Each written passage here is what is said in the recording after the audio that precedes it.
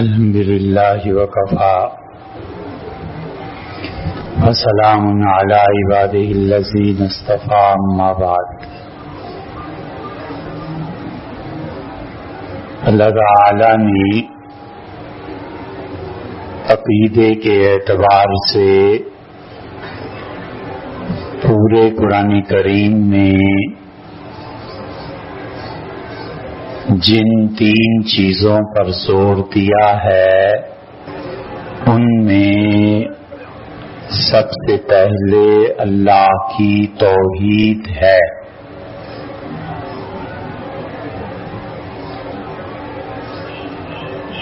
اور اللہ تعالی کی توحید کے بعد جس بات پر زور دیا ہے وہ رسالت اور نبوت کا ماننا ہے۔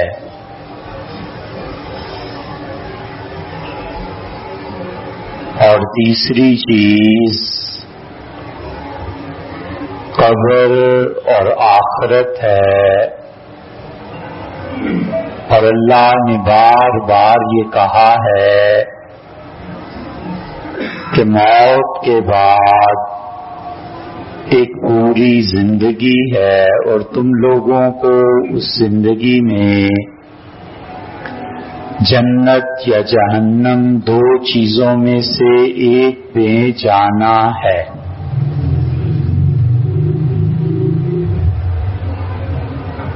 اللہ کی توحید کے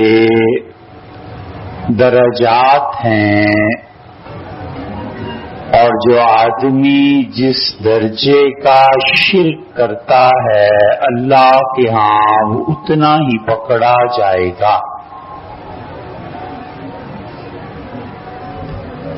ایک آدمی اللہ کے لیے بیوی اور اولاد کا قائل ہے،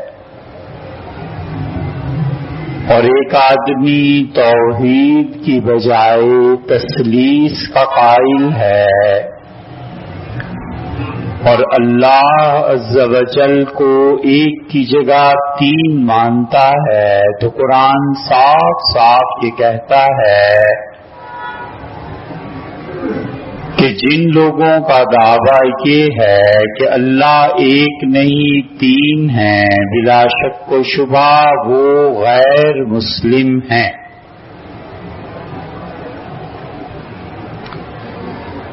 پھر اللہ تعالی یہ بھی بتاتا ہے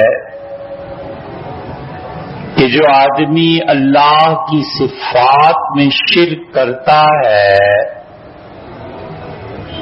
اور اللہ کی بجائے کسی اور کے متعلق اس کا عقیدہ ہے کہ اس کی عبادت نفع اور نقصان دیتی ہے، تو بھی شرک کی ایک قسم ہے۔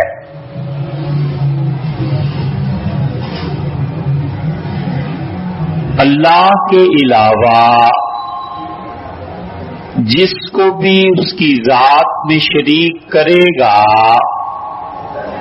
قیامت میں نقصان اٹھائے گا۔ اس لیے اللہ تعالی بار بار کہتا ہے کہ اللہ ایک ہے، اور اللہ کے ساتھ شرک کی ایک قسم وہ بھی ہے جس پہ کوئی مفتی یہ فتویٰ نہیں دے گا کہ یہ شرک ہے، اور نہ اس کے ارتکاب سے کوئی آدمی کافر ہو جاتا ہے، اور نہ کسی کا نکاح ٹوٹتا ہے، لیکن حقیقت میں وہ بھی شرک کی ایک قسم ہے، اور شرک کی بدترین قسم یہ ہے کہ آدمی خود اپنے نفس کو اللہ کا شریک بنائے۔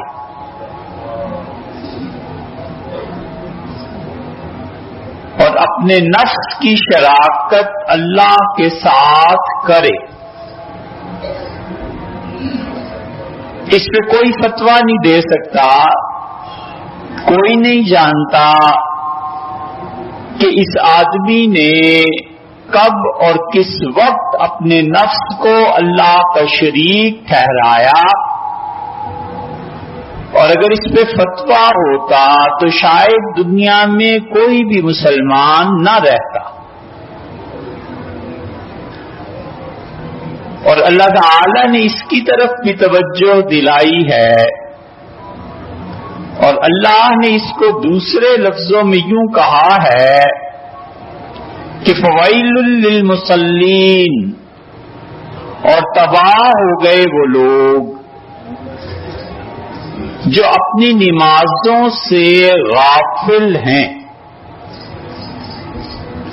اور پھر فرمایا الذین ھم یراؤون، اور یہ وہ لوگ ہیں جو ریاکاری سے کام لیتے ہیں۔ یہ جس چیز کو اللہ ریاکاری کہہ رہا ہے یہ ہے اپنے نفس کو اللہ کا شریک ٹھہرانا، کہ آدمی نیکی کا کام کسی کو دکھانے کے لیے کرے، اور نیکی کا کام کسی کو بھی دکھانے کے لیے نہ کرے، اللہ کی بجائے اپنے نفس کے لیے کرے، گناہ کرے اور اپنے نفس کی ایسی پرستش اور پیروی کرے جس کا حق اللہ کا ہے۔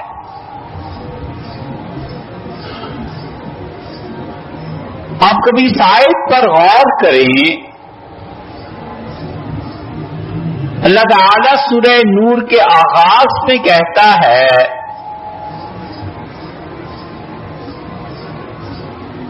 کہ دو مرد اور دو عورتیں ایک دوسرے کو پسند کرتے ہیں، الخبیثات للخبیثین، ناپاک مرد ناپاک عورتوں کو پسند کرتے ہیں، اور ناپاک عورتیں ناپاک مردوں سے تعلق بڑھاتی ہیں۔ اور اللہ یہ بھی بتاتا ہے کہ اس قسم کے خراب کام یا تو وہ عورت کرتی ہے جو مشرکہ ہے، اور یا وہ عورت کرتی ہے جو بدکارہ ہے۔ ایک بدکار عورت اور مشرک عورت کو اللہ نے جمع کر دیا، یہ کیوں؟ عورت کے معاملے میں شرک اور زنا دونوں کو خدا نے ایک جمع کر دیا، ایک جگہ جمع کیا، اس لیے کہ جو شرک کرتی ہے وہ اللہ کا حق غیر کو دیتی ہے، اور جو بدکاری کرتی ہے وہ جو ضرورت شوہر سے تھی وہ غیر سے پوری کراتی ہے۔ اللہ نے کہا یہ دونوں برابر ہیں۔ اس لیے آدمی جب شرک کرتا ہے تو کوئی فتویٰ اس پہ نہیں دیتا مگر اپنے نفس کی پرستش کرتا ہے۔ اسی لیے خدا کہتا ہے کہ فرأیت من اتخذ الہہ ہوا، تم نے کبھی اس شخص کی گمراہی پر غور کیا ہے جس نے اپنے نفس کی خواہش کو ایسے بنا لیا ہے جیسے یہ اس کا پروردگار ہے۔ وَأَضَلَّهُ اللَّهُ عَلَىٰ عِلْمٍ، اور یہ علم کے باوجود گمراہ ہے۔ علم کے باوجود گمراہی اصل میں اس شخص کا قصہ ہے جس میں اللہ کا خوف نہیں ہے۔ اللہ کا خوف اور تقوی کسی جاہل آدمی میں آ جائے تو یہ شخص عالم ہے، اور عالم دین کہلانے والا اگر اللہ کا خوف نہیں ہے تو یہ جاہل ہے. اللہ فرماتا ہے انما یخشی اللہ من عبادہ العلماء، اور بلا شبہ اللہ سے ڈرتے ہیں صرف وہ لوگ جو علم والے. مطلب اس کا الٹا لے لیں کہ جن لوگوں کو خدا کا خوف ہوتا ہے، اللہ کے سامنے جواب دینے کا احساس ہوتا ہے، وہی لوگ عالم ہیں. اور جس مولوی اور شیخ کو اللہ کے سامنے جواب دینے کا احساس نہیں ہے، یہ در حقیقت جاہل ہے. حضرت رسالت مآب صلی اللہ علیہ وسلم نے فرمایا ایک کنواں ہے جہنم میں، اور اس کنویں میں وہ عذاب ہے کہ خود جہنم اس سے پناہ مانگتی ہے. عرض کیا گیا اللہ کے رسول یہ کن لوگوں کے لیے ہے؟ حضور صلی اللہ علیہ وسلم نے فرمایا اس میں مولویوں کو ڈالا جائے گا اور علماء کو، اور وہ قیامت میں اللہ سے کہیں گے کہ اللہ ہم کو علماء دین میں سے تھے. اللہ فرمائیں گے کہ اسی لیے تمہیں ڈالا جا رہا ہے کہ جاہل سے آج ہم درگزر کر رہے ہیں، تمہیں تو علم دیا تھا، تم کیا کرتے رہے. اس لیے آدمی غور کرے تو اللہ کہتا ہے واللہ اللہ علی علم، علم کے باوجود وہ گمراہ ہو جاتا ہے. افرائیت من اتخذ الہہ ہوا، تم نے کبھی اس شخص کی حالت پہ غور کی ہے جس نے اپنے نفس کو اپنا خدا بنا لیا ہے؟ خدا کہے کہ نماز پڑھو نہیں پڑھنی، آذان کی آواز سنتا ہے نہیں پڑھنی، اور نفس اندر کا جی کسی وقت کہے کہ یار آج نماز پڑھتے ہیں پڑھ لو. اللہ کہتا ہے زکات دو نہیں دینی، اور کبھی موڈ میں آ گئے تو پیسہ خرچ کر لیا. اللہ تعالیٰ فرماتے ہیں کہ آؤ اور حج کرو نہیں کرنا، اور موڈ میں آ گیا کبھی حج کر لیا. اللہ کی نہیں مانی، اپنے نفس کی مانی ہے، اور یہ اتنا گمراہ آدمی ہے.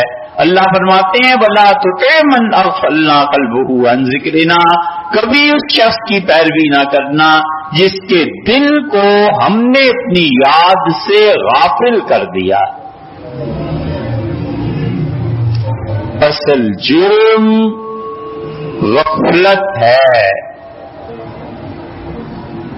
اور اصل علم حضوری ہے. اصل جرم غفلت ہے، اور اصل نیکی حضوری ہے. وَلَا تُطِعْ مَنْ أَغْفَلْنَا قَلْبُهُ عَنْ ذِكْرِنَا، کبھی اس شخص کی بات نہ ماننا جس کے دل کو ہم نے اپنی یاد بھلا دی ہے. وَاتَّبَعَ هَوَاهُ، یہ اپنے نفس کی پیروی کرتا ہے. وَكَانَ أَمْرُهُ فُرُطًا، اور تم دیکھو گے کہ اس نالائق کا ہر کام حد سے بڑا ہوا ہے.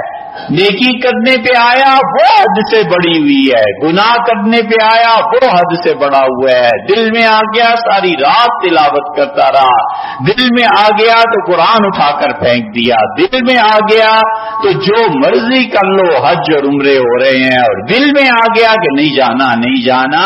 یہ اپنے نفس کی اتباع نہیں ہے تو اور کیا ہے. اس لیے رسول اللہ صلی اللہ علیہ وسلم فرماتے ہیں، عرض کیا کہ اللہ کے رسول سب سے زیادہ تباہ کن چیز آپ نے فرمایا ماں بین جنبیک، وہ جو تمہاری دو پسلیوں کے درمیان ہے. ایک جگہ فرمایا کہ جو تمہارے دو جبڑوں کے درمیان ہے زبان، ایک جگہ فرمایا تمہاری دو رانوں کے درمیان کی جگہ، ایک جگہ فرمایا دونوں پسلیوں کے درمیان کی جگہ. اور سب سے بدتر چیز یہ دونوں پسلیوں کے درمیان کیا ہے؟ وہ انسان کی اپنی خواہش نفس ہے کہ جو جی میں آیا کر گزرا، قطعاً نہیں دیکھتا کہ اللہ نے اس موقع پہ مجھ سے کیا تقاضا کیا ہے، اللہ نے کیا کہا ہے، مجھے کیا کرنا ہے، اس وقت اپنے غصے کو نافذ کرنا ہے، اس وقت نہیں کرنا، اس وقت پیسہ خرچ کرنا ہے، اس وقت نہیں کرنا، یہ نماز پڑھنی ہے اور اس وقت نہیں پڑھنی، باوجود اس کے کہ شدید جی چاہتا ہے نماز پڑھو، مگر پتہ ہے کہ اگر میں نے نماز آج رات پڑھی زیادہ، فجر میں نماز میں حاضر نہیں ہو سکوں گا مسجد میں، اور پھر اس کے بعد آفس میں جو فرض کام ہے میرا، جس کے پیسے میں لیتا ہوں، اس میں کوتاہی آ جائے گی، وہ نماز چھوڑ کے سو جاتا ہے، یہ اس کی عبادت ہے، اس لیے کہ اپنے نفس کی پیروی نہیں کر رہا، وہ اللہ کے حکم کو مان رہا ہے۔ اور جب آدمی اللہ کے حکم کو مانتا ہے اور اپنے نفس کو کچلتا ہے تو اللہ فرماتا ہے کہ وَنَهَى النَّفْسَ عَنِ الْهَوَىٰ، اور اپنے دل کی چاہت کو اس نے روکا، کیونکہ اللہ نے منع کیا تھا فَإِنَّ الْجَنَّةَ هِيَ الْمَأْوَىٰ، ہم اس کا ٹھکانہ جنت کریں گے۔ جنت کیا ہے؟ اللہ نے طے فرمایا کہ وہ ایک دنیا آباد کرے گا، بہت بڑی دنیا، اور کہا اس میں ہم صرف پاک لوگوں کو بسائیں گے، تم پاک ہو کے آ جاؤ، یہاں پر پاک لوگوں کی بستی ہے، نہیں پاک ہوتے تو کم سے کم ایمان لے کے آ جاؤ، ہم اپنے فضل سے پاک کر دیں، بھٹی پہ چڑھا کے پاک کر دیں، وہ پاک لوگوں کی بستی میں تمہیں پلاٹ دینا ہے، بس کتنی سی بات۔ اللہ کہتا ہے وَفِي ذَلِكَ فَلْيَتَنَافَسِ الْمُتَنَافِسُونَ، اور یہ وہ میدان ہے جس میں ڈھکنے والوں کو چاہیے کہ ڈھکیں۔ ڈھکنا خالص ہندی کا لفظ ہے اور ہندی سے پنجابی میں آیا ہے، یہ چیز ڈھکتی ہے، سوٹیبل ہے، اس لفظ کا ترجمہ بڑا دشوار ہوتا نہیں۔ اللہ کہتا ہے تمہارے مطابق کٹ ٹو سائز جو چیز ہے وہ جنت ہے، آؤ سارعوا الی مغفرۃ من ربکم، بھاگو تمہارا پروردگار معاف کرنے والا ہے، وجنت، اور آؤ ہم تمہیں اس جگہ پہ بسائیں جس کی قیمت تمہارے ان آسمانوں اور اس زمین سے بھی کہیں زیادہ ہے، آؤ ہم تمہیں وہاں پہ ایک جگہ دیں۔ نہى النفس، کہتے ہیں اپنے نفس کو روکو، اپنے نفس پہ قابو پاؤ، والکاظمین الغیظ، اور وہ جو غصے کو پی جاتے ہیں، والعافین عن الناس، اور جو لوگوں کی غلطیوں سے درگزر کرتے ہیں، واللہ یحب المحسنین، اور اللہ ان لوگوں کو پسند کرتا ہے جو لوگ نیکی کے کام کرتے ہیں۔ حضور صلی اللہ علیہ وسلم نے فرمایا لوگ گناہ کی چابی ہوتے ہیں اور گناہ کی چابی سے وہ تالے کھولتے ہیں، اور مراد یہ ہے کہ وہ گناہوں کو پھیلاتے ہیں۔ ایک گناہ اس تک پہنچا ہے، اس نے 10 آدمیوں کو اس گناہ کی دعوت دی، 100 کو دی، 50 کو دی، یہ گناہ کی چابی بن گیا ہے اور شر کی چابی بن گیا ہے، شر کے دروازے کھول رہا ہے۔ اور آپ نے فرمایا اللہ کے کچھ بندے خیر کی چابی ہوتے ہیں، خود بھی نیکی کرتے ہیں، لوگوں کو بھی نیکی کی دعوت کرتے ہیں، تم سے ہو سکے تو خیر کی چابی بن جاؤ، کیونکہ جو لوگ خیر کی چابی بنتے ہیں، خیر کے مراکز دعوت کو قائم کرتے ہیں، خیر کی طرف بلاتے ہیں، حقیقت میں یہ کامیاب لوگ۔ نفس اگر اس کی تہذیب نہ ہوئی ہو اور آدمی نے محنت اور مجاہدہ نہ کیا ہو اور اپنے نفس کی خواہشات کو نہ کچلا ہو تو موت تک شدید خطرہ ہے۔ شیطان گناہ کی دعوت دیتا ہے اور گناہ کے لیے دلیل فراہم کرتا ہے کہ یہ کرو اس لیے کہ ضرورت ہے، رشوت لے لو اس لیے کہ گزارا نہیں ہوتا. اور انسانی نفس اندھا ہے، سو جس گناہ کی کرنے کے بعد آدمی سوچے کہ میں نے اس گناہ کو کیوں کیا ہے اور جسٹیفائی نہ کر سکے، انصاف نہ کر سکے، تو یقین سے جان لے کہ شیطان کی بجائے میرے اپنے نفس کے کرتوت ہیں، اس لیے کہ انسانی نفس اندھا ہے، دلیل نہیں دے سکتا. شیطان گناہ کراتا ہے دلیل کے ساتھ اور انسانی نفس کوئی دلیل نہیں دے سکتا، گناہ کی دعوت دیتا ہے. اور نفس انسانی اگر کچلا نہ جائے تو یہ خدا کا شریک ہے. اس شرک سے بچے، غور کرے، تنہائی میں غور کرے، بیوی بچے سب کمرہ بند کر کے بیٹھے اور لیٹے اور اپنے آپ پہ غور کرے کہ میں کتنی خدا کی مانتا ہوں اور کتنا اپنے نفس کی مانتا ہوں، اور میرا نفس مجھے کہاں لے جائے گا، اور اس نفس کی بنا پر میں نے کتنے لوگوں کے حقوق ضائع کیے ہیں، کتنے انسانوں کے حقوق ضائع کیے ہیں، راہ چلنے والوں کے حقوق ضائع کیے ہیں، بس میں ساتھ بیٹھنے والے کا حق ضائع کیا ہے، اپنے دفتر میں آفیسر کا، کلرک کا، گورنمنٹ کا، کس کس کا حق ضائع کیا ہے.